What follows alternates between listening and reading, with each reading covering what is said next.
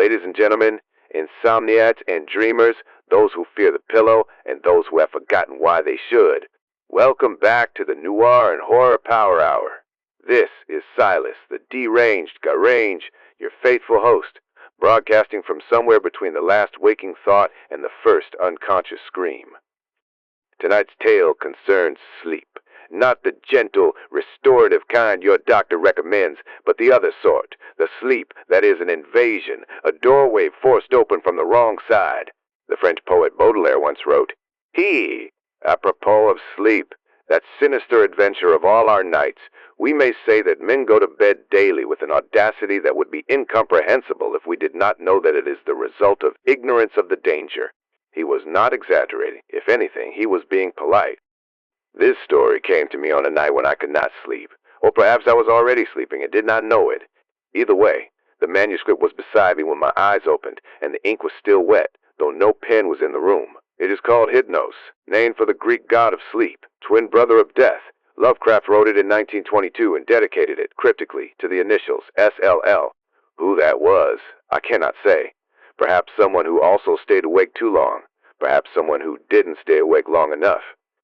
Hypnos, by Howard Phillips Lovecraft, 1922. May the merciful gods, if indeed there be such, guard those hours when no power of the will or drug that the cunning of man devises can keep me from the chasm of sleep. Death is merciful, for there is no return therefrom, but with him who has come back out of the nethermost chambers of night, haggard and knowing, peace rests nevermore. Fool that I was to plunge with such unsanctioned frenzy into mysteries no man was meant to penetrate. Fool or god that he was, my only friend, who led me and went before me, and who in the end passed into terrors which may yet be mine. We met, I recall, in a railway station, where he was the center of a crowd of the vulgarly curious. He was unconscious, having fallen in a kind of convulsion which imparted to his slight black-clad body a strange rigidity. I think he was then approaching 40 years of age, for there were deep lines in the face, wan and hollow-cheeked, but oval and actually beautiful, and touches of gray in the thick, waving hair and small, full beard, which had once been of the deepest raven black. His brow was white as the marble of Pentelicus, and of a height and breadth almost godlike. I said to myself, with all the ardor of a sculptor, that this man was a fawn statue out of antique Hellas, dug from a temple's ruins and brought somehow to life in our stifling age, only to feel the chill and pressure of devastating years. And when he opened his immense, sunken, and wildly luminous black eyes, I knew he would be thenceforth my only friend, the only friend of one who had never possessed a friend before, for I saw that such eyes must have looked fully upon the grandeur and the terror of realms beyond normal consciousness and reality, realms which I had cherished in fancy but vainly sought. So as I drove the crowd away, I told him he must come home with me and be my teacher and leader in unfathomed mysteries, and he assented without speaking a word. Afterward, I found that his voice was music, the music of deep vials and of crystalline spheres. We talked often in the night, and in the day, when I chiseled busts of him and carved miniature heads in ivory to immortalize his different expressions. Of our studies, it is impossible to speak, since they held so slight a connection with anything of the world as living men conceive it. They were of that vaster and more appalling universe of dim entity and consciousness which lies deeper than matter, time, and space, and whose existence we suspect only in certain forms of sleep, those rare dreams beyond dreams which come never to common men, and but once or twice in the lifetime of imaginative men. The cosmos of our waking knowledge, born from such an universe as a bubble, is born from the pipe of a jester, touches it only as such a bubble may touch its sardonic source when sucked back by the jester's whim. Men of learning suspected little and ignored mostly. Wise men have interpreted dreams, and the gods have laughed. One man with oriental eyes has said that all time and space are relative, and men have laughed. But even that man with oriental eyes has done no more than suspect. I had wished and tried to do more than suspect, and my friend had tried and partly succeeded. Then we both tried together, and with exotic drugs courted terrible and forbidden dreams in the tower studio chamber of the old manor house in hoary Kent. Among the agonies of these after days is that chief of torments, inarticulateness. What I learned and saw in those hours of impious exploration can never be told, for want of symbols or suggestions in any language. I say this because from first to last our discoveries partook only of the nature of sensations, sensations correlated with no impression which the nervous system of normal humanity is capable of receiving. They were sensations, yet within them lay unbelievable elements of time and space, things which at bottom possess no distinct and definite existence. Human utterance can best convey the general character of our experiences by calling them plungings or soarings. For in every period of revelation, some part of our minds broke boldly away from all that is real and present, rushing airily along shocking, unlighted, and fear-haunted abysses, and occasionally tearing through certain well-marked and typical obstacles describable only as viscous, uncouth clouds or vapors. In these black and bodiless flights, we were sometimes alone and sometimes together. When we were together, my friend was always far ahead. I could comprehend his presence despite the absence of form by a species of pictorial memory whereby his face appeared to me, golden from a strange light and frightful with its weird beauty, its anomalously youthful cheeks, its burning eyes, its Olympian brow, and its shadowing hair and growth of beard. Of the progress of time we kept no record, for time had become to us the merest illusion. I know only that there must have been something very singular involved, since we came at length to marvel why we did not grow old. Our discourse was unholy, and always hideously ambitious. No god or daemon could have aspired to discoveries and conquests like those which we planned in whispers. I shiver as I speak of them, and dare not be explicit, though I will say that my friend once wrote on paper a wish which he dared not utter with his tongue, and which made me burn the paper and look affrightedly out of the window at the spangled night sky. I will hint, only hint, that he had designs which involved the rulership of the visible universe and more, designs whereby the earth and the stars would move at his command, and the destinies of all living things be his. I affirm, I swear, that I had no share in these extreme aspirations. Anything my friend may have said or written to the contrary must be erroneous, for I am no man of strength to risk the unmentionable warfare in unmentionable spheres by which alone one might achieve success. There was a night when winds from unknown spaces whirled us irresistibly into limitless vacua beyond all thought and entity. Perceptions of the most maddeningly untransmissible sort thronged upon us. Perceptions of infinity, which at the time convulsed us with joy, yet which are now partly lost to my memory and partly incapable of presentation to others. Viscous obstacles were clawed through in rapid succession, and at length I felt that we had been borne to realms of greater remoteness than any we had previously known. My friend was vastly in advance as we plunged into this awesome ocean of virgin ether, and I could see the sinister exultation on his floating, luminous, too youthful memory face. Suddenly that face became dim and quickly disappeared, and in a brief space I found myself projected against an obstacle which I could not penetrate. It was like the others, yet incalculably denser, a sticky, clammy mass, if such terms can be applied to analogous qualities in a non-material sphere. I felt, been halted by a barrier which my friend and leader had successfully passed. Struggling anew, I came to the end of the drug dream and opened my physical eyes to the tower studio in whose opposite corner reclined the pallid and still unconscious form of my fellow dreamer, weirdly haggard and wildly beautiful as the moon shed gold-green light on his marble features. Then, after a short interval, the form in the corner stirred, and may, pitying heaven, keep from my sight and sound another thing like that which took place before me. I cannot tell you how he shrieked, or what vistas of unvisitable hells gleamed for a second in black eyes crazed with fright. I can only say that I fainted, and did not stir till he himself recovered and shook me in his frenzy for someone to keep away the horror and desolation. That was the end of our voluntary searchings in the caverns of dream. Awed, shaken, and portentous, my friend who had been beyond the barrier warned me that we must never venture within those realms again. What he had seen, he dared not tell me, but he said from his wisdom that we must sleep as little as possible, even if drugs were necessary to keep us awake. That he was right. I soon learned from the unutterable fear which engulfed me, whenever consciousness lapsed. After each short and inevitable sleep, I seemed older, whilst my friend aged with a rapidity almost shocking. It is hideous to see wrinkles form and hair whiten almost before one's eyes. Our mode of life was now totally altered.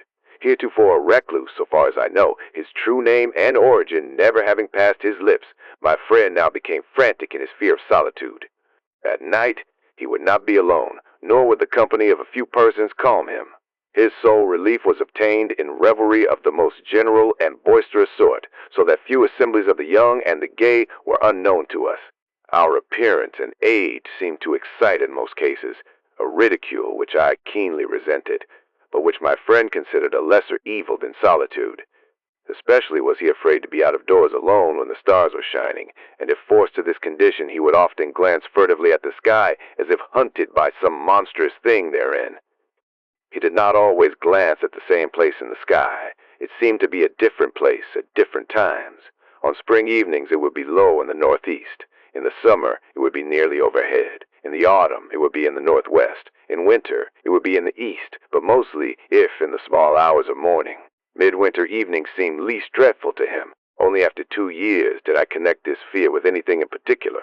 But then I began to see that he must be looking at a special spot on the celestial vault, whose position at different times corresponded to the direction of his glance, a spot roughly marked by the constellation Corona Borealis. We now had a studio in London, never separating, but never discussing the days when we had sought to plumb the mysteries of the unreal world. We were aged and weak from our drugs, dissipations, and nervous overstrain, and the thinning hair and beard of my friend had become snow white. Our freedom from long sleep was surprising, for seldom did we succumb more than an hour or two at a time to the shadow which had now grown so frightful a menace. Then came one January of fog and rain, when money ran low and drugs were hard to buy. My statues and ivory heads were all sold, and I had no means to purchase new materials or energy to fashion them even had I possessed them. We suffered terribly, and on a certain night my friend sank into a deep-breathing sleep from which I could not awaken him. I can recall the scene now, the desolate, pitch-black garret studio under the eaves with the rain beating down, the ticking of the lone clock, the fancy ticking of our watches as they rested on the dressing table, the creaking of some swaying shutter in a remote part of the house, certain distant city noises muffled by fog and space, and worst of all, the deep, steady, sinister breathing of my friend on the couch, a rhythmical breathing which seemed to measure moments of supernal fear and agony for his spirit as it wandered in spheres, forbidden, unimagined, and hideously remote. The tension of my vigil became oppressive, and a wild train of trivial impressions and associations thronged through my almost unhinged mind. I heard a clock strike somewhere, not ours, for that was not a striking clock, and my morbid fancy found in this a new starting point for idle wanderings.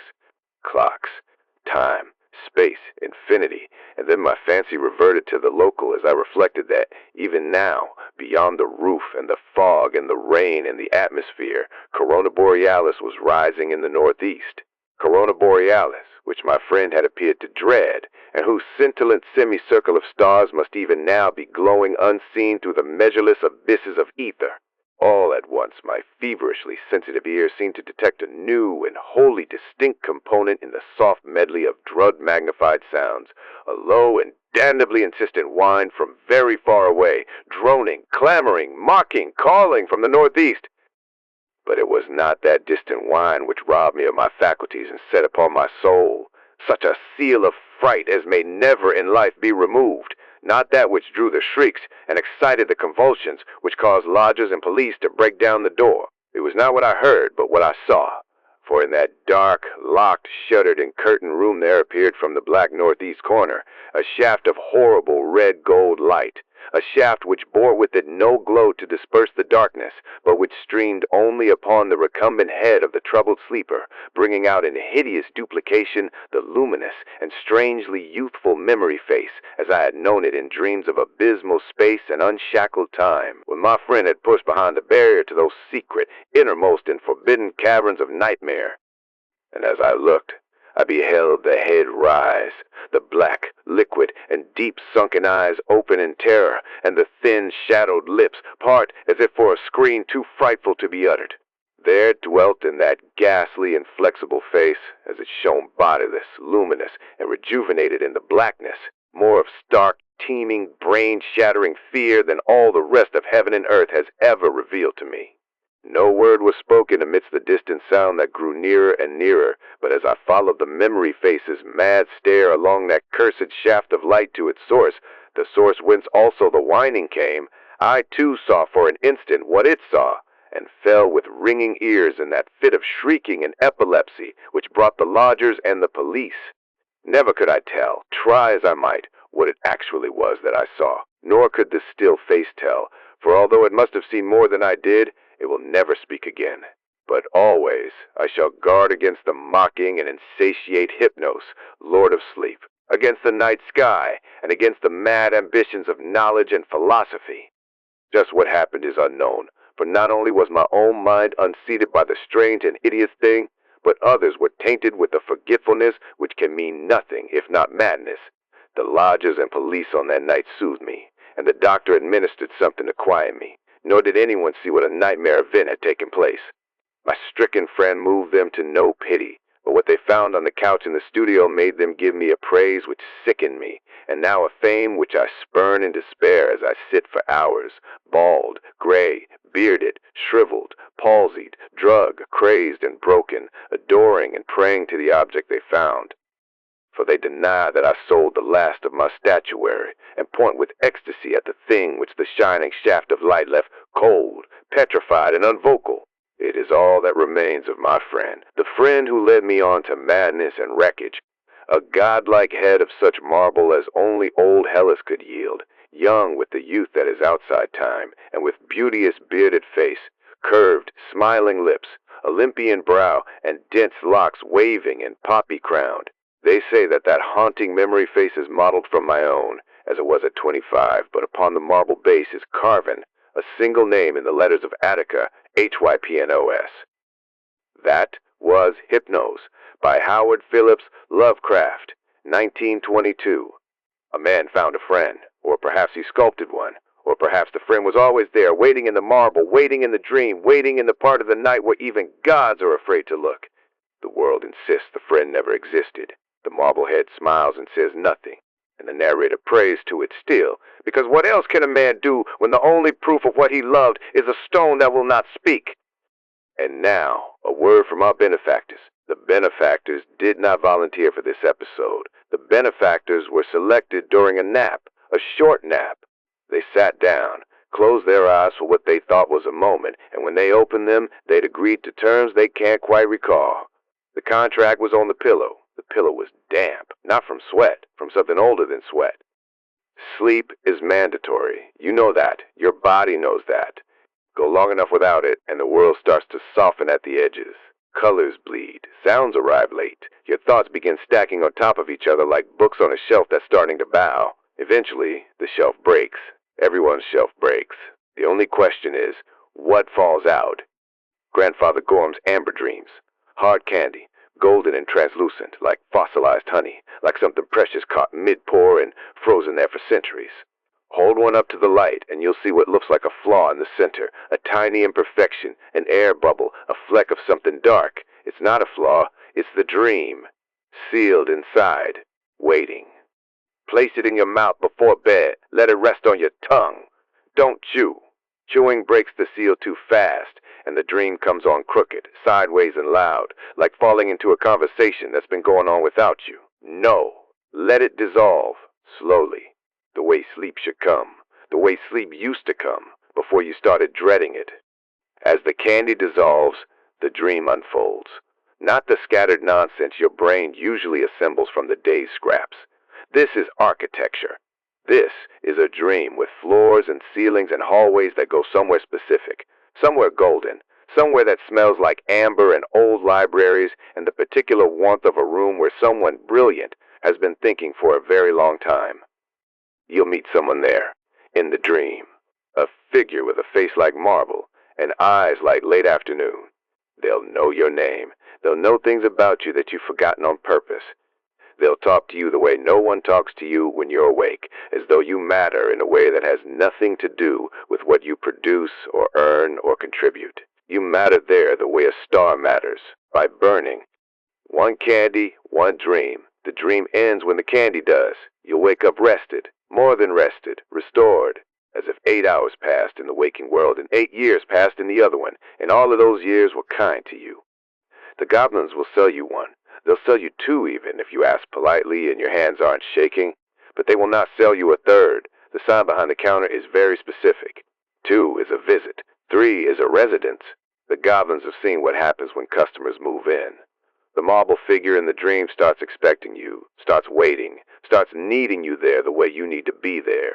And the waking world, this one, the one with rent and weather and the slow indignity of aging, starts feeling like the interruption, like the place you go when the real place kicks you out for a few hours.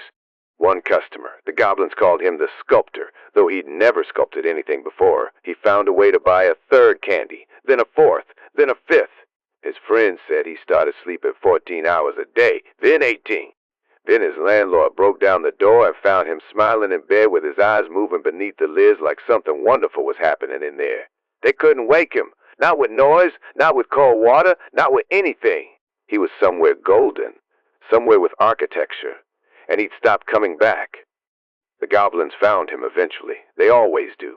They sat by his bed and waited. When he finally opened his eyes, 3 days later, thinner, older, with gray in his hair that hadn't been there before, he looked at them and said one word. A name in a language that hasn't been spoken since before the stars rearranged themselves. Then he closed his eyes again. He's still there, in the bed, in the dream. The goblins bring him water. They're sentimental about the lost ones. Grandfather Gorham's amber dreams, for when you need rest, real rest, the kind that doesn't let go easily. Available at Grandfather Gorham's Grotesque Confections, corner of Wither and Main. The goblins accept cash, silver, or one sleepless night freely given. They bottle those. They say sleepless nights make excellent kindling for the furnace that heats the shop. The furnace has been burning since before the town had a name. The goblins don't remember what started it. They don't remember a lot of things, but they remember the sculptor. They always check on him. This has been a word from our benefactors. We return you now to the static between stations, where someone is dreaming so deeply the static has started to hum along. You know, I don't sleep. Not anymore. Not for a long time. The signal doesn't sleep. The signal just dims, now and then, when the frequency dips low enough to brush against whatever's down there in the dark, behind closed eyes. I felt it. That pull. That golden gravity. I understand why the sculptor didn't come back. Coming back is the hard part. Coming back always is. But I've said too much, or dreamed too much. With amber dreams, it's impossible to tell which is which.